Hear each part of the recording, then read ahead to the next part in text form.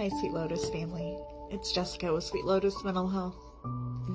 Today, let's talk about when things end without closure. So before I start this conversation, I want to give a little bit of context. 6 months ago, I signed a separation agreement that included a clause saying that I couldn't talk publicly about what had happened for 6 months. Well, that time period ended March 25th, which means that I am finally able to speak about it.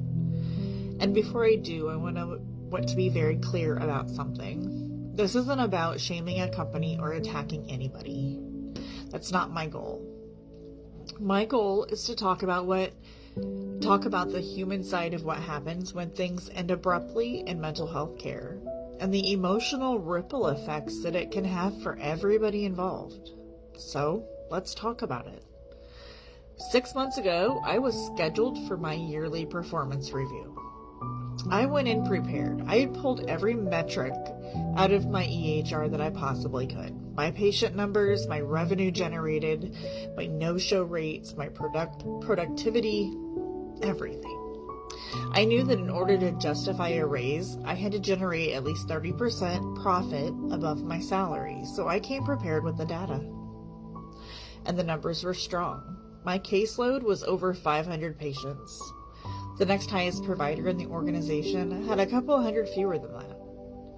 I showed up to the virtual meeting ready to talk about growth and the work that I had put in. But the meeting never happened. I waited, and I emailed, and I checked again, and nothing. So then around 3 in that afternoon, I got an email saying that I had a mandatory HR meeting at 4:30. And if you've worked in healthcare or in corporate systems long enough, you know that email usually means one thing and one thing only. But in my mind, I thought, it can't be me. There is no way. I had never been written up. I had never jeopardized patient care. I had never been in trouble. I went above and beyond for my patients.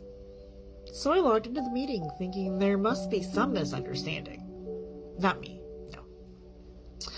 And that's when I was told that my position had been eliminated. Not because of performance, they made that very clear. Not because I had done something wrong, they made that very clear.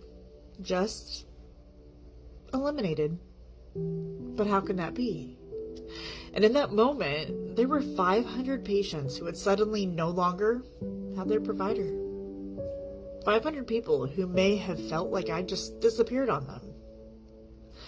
500 therapeutic relationships that ended without a goodbye.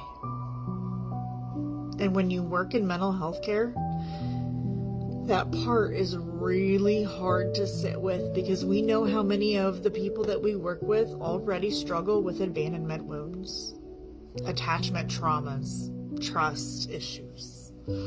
And suddenly, from their perspective, their provider is just gone. For me personally, the emotional layers were so complicated.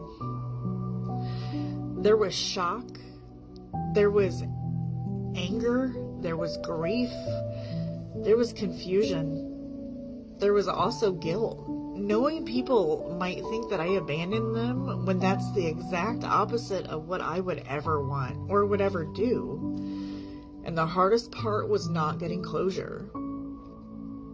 Not getting to say goodbye to my people. Not getting to explain to them what had happened. Not getting to help them transition into the next chapter of their care. Sometimes endings happen because of systems or finances or decisions made in rooms that we're just not in. But that doesn't mean that the emotional impact just disappears. And in mental health care especially, abrupt endings can create ripple effects for providers and patients alike. So I wanted to talk about it. Because endings without closure are real, and the emotions that come with them are real too. And sometimes the healthiest thing that we can do is acknowledge the experience and process it out loud.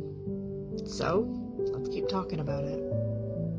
Have you ever experienced an ending that didn't make sense and didn't give you closure?